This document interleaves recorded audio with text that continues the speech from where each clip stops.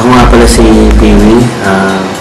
Ngayon, pupuntahan natin ng mga ilan sa mga members ng V-Mobile at sisilipin natin mga naging resulta nila sa pagiging member. Sana sa maikling palabas na ito, magustuhan ninyo, sana mag-enjoy po kayo. Tara!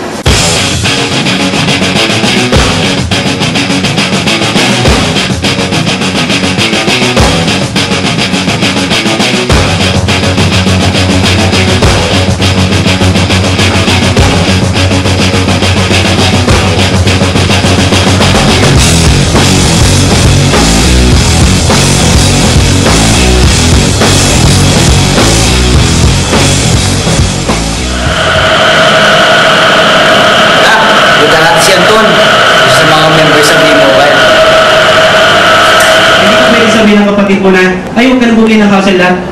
Ay sige, huwag na. Hello?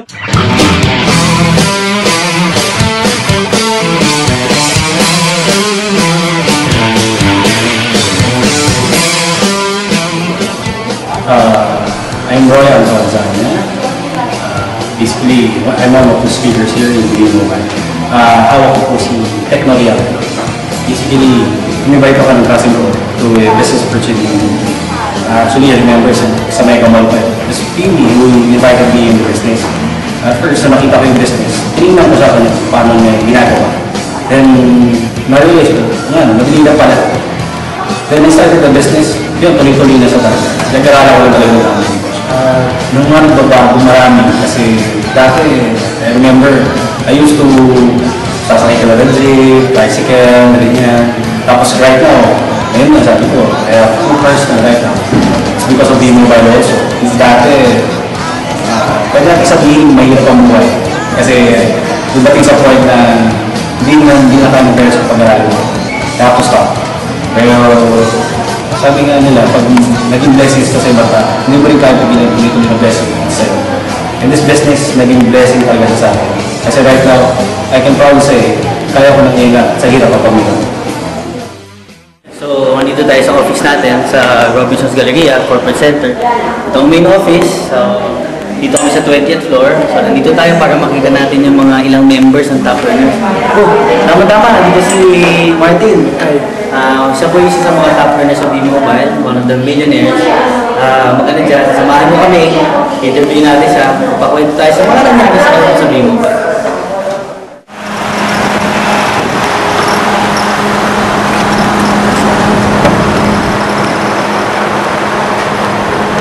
Hi, I'm Martin Miares. I'm one of the presenters of V-Mobile Technologies Incorporated. I've been in this company for 1 year, 4 months, and currently doing good in V-Mobile.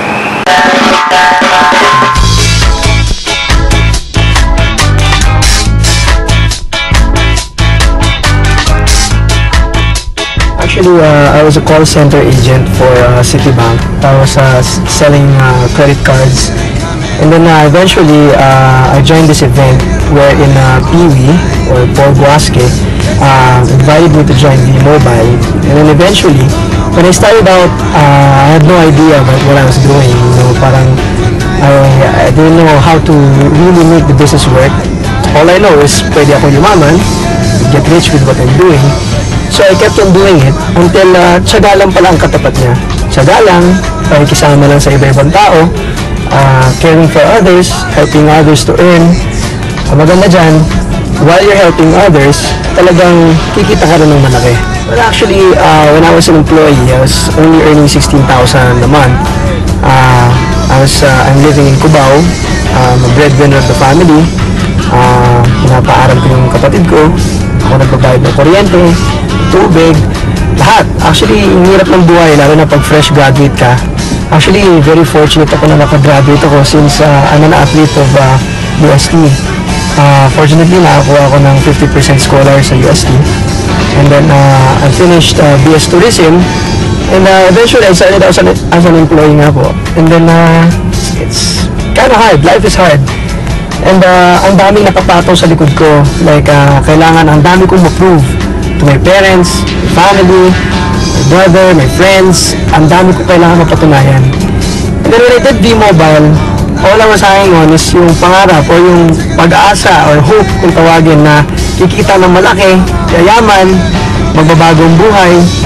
And talagang yun lang, kailangan patibayan lang talaga ng loob.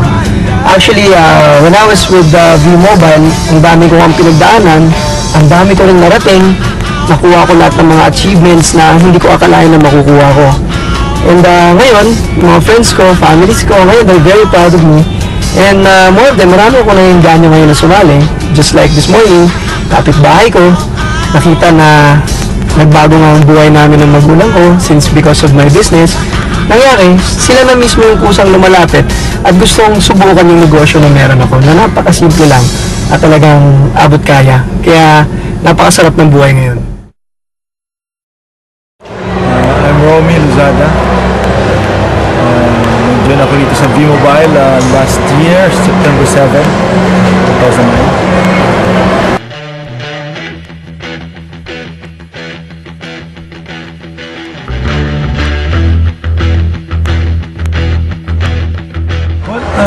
Ako bilang isang ordinary tao, pag-graduate ko, ako nag-work as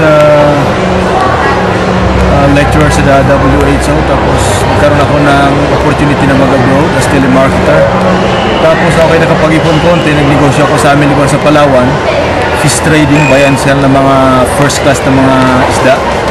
Pero yung pangyayaring yun, mga early, mga late ng August, yun nag-trigger sa akin para maghanap na ibang opportunity. Nakita ko yung V-Mobile sa internet.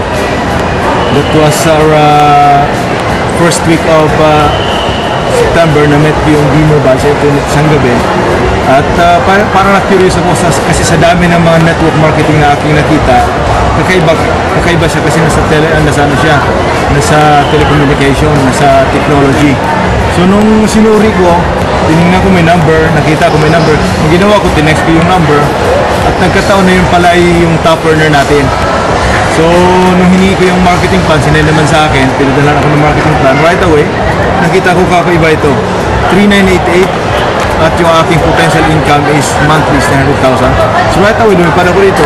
Nag-meet kami ni Mr. Paul dito sa second floor ng Robinson's Galleria dito sa National Bookstore. Yun ang pangyayari kung bakit naging V-Mobile member ako. Ito lang, kami ay 12 kami sa family. 12 kayo magkakapatid. 6 na mga babae, 6 na lalaki. So kung titingnan mo, it's a very big family. Ngayon yung papa ko is just an ordinary person. Isa lang siyang fisherman before. Hindi na mag-migrate kami sa Palawan, naging magsasaka yung papa ko. As magsasaka, alam mo naman yung buhay, napakahirap. Yung mother ko is just a plain housewife. So kami, working student kami. Ako hindi lang ako working student. Self-supporting talaga. So makikita mo, sa college, dalawa yung pantalon, dalawang t-shirt, isang uniform, yun yung paulit-ulit kong sinusuot. Kaya nung ako'y mag-graduate, talagang sumigaw ako ng todo. Ngayon nung makita ko yung V-Mobile, talagang grabe. Masasabi ko na from nothing to something ako. Hindi ko pa naman masasabi na I got everything, pero hindi pa rin. Wala pa rin eh. Pero masasabi ko na from nothing to something. Kasi yung aking lifestyle talaga na bago. Bakit? Dati-rati, yung mga bagay na hindi ko kinakain, nakakain ko. Mga bagay-bagay na hindi ko sinusot, nasusuot ko. Yung mga kapatid ko, supposedly, expected na maging working student tulad ko rin. Pero ngayon, hindi na sila working student. Full-time student sila sa pag-aaral. Yung parents ko, dati nagninegosyo ng mga homemade candies, mga ganon. Nagsasaka ngayon. Sabi ko, please, wag na. Kasi sabi ko, 20,000 a week is already, I think, okay. Sa probinsya na buhay. So, sasabihin natin yung pagbabago ng buhay, grabe. Yung bang makatulong ka, napakasarap. Yung bang makapagbigay ka sa man mo sa buhay, pamilya mo. At the same time, yung satisfaction doon sa bagay na pinaghirapan mo. Kasi talagang mananamnam mo eh. Kasi dati hindi mo nabibili yung bagay nito, ngayon nabibili mo. So something talagang tuwa ako. So in just a matter of 6 months, nakabili ako ng sasakyan, nakabili ako ng bahay, may bank account, nakakatulong sa mga kapatid, magulang, pinsan, kamag-anak, lahat. So masasabi ko talagang kakaiba.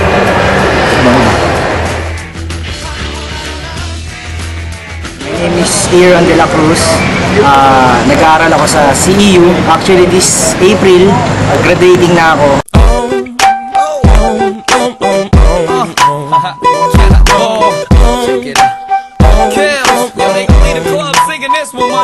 Actually, in-invite ako ng isang friend ko, which is si Anton. Anton, classmate ko siya sa isang subject, college. Tapos yun, sabi niya sa akin, negosyo daw, malit yung kapital, loading. So sabi ko, maganda, kasi loading, una-una maraming taong gumagamit. Kumbaga, all types of people gumagamit. Basta kung babata, kung matanda, lahat gumagamit ng cellphone. So yun, maganda, nagustuhan ko siya. Siguro ang nakita ko sa V-Mobile at nabago niya sa akin, yung pananaw ko sa buhay, na nagsimula ako sa pagiging estudyante, ngayon, negosyante. Involved din yung tinatawag ng V-Mobile na time freedom tsaka financial freedom. Ngayong mga panahon na to, sabi ko nga, gagraduate pa lang ako, pero masasabi kong proud ako na hindi na ako humingi ng pera sa parents ko. Sometimes, nagbibigay ako sa kanila. Actually, yung pagbigay na yon hindi naman kalakihan din, pero yung ngiti pa lang ng parents mo na masabi mo na hindi ka napabigat sa kanila, yun yung malaking bagay na pwede mong maitulong sa magulang mo. Dahil sa V-Mobile, I bought my first laptop. Hindi siya yung pinakabago, hindi siya yung pinakamahal, pero masasabi kong yung bagay na yon nanggaling sa bulsa ko, at proud na proud din ako after no, nakala ko hindi ko mabibili yung pinapangarap kong kotse. Sabi nga, ang kotse, sabi nila, kailangan mo pag-ipunan ng matagal kung sa labas ang gagawin mo.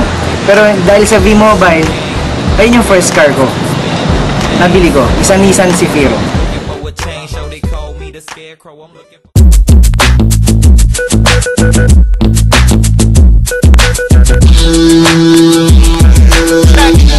Got next, I'm here for you, whatever you like this, y'all. I like that, y'all. I like that, you know, that, yo, check the beat, it's your man, Diggy, top baller in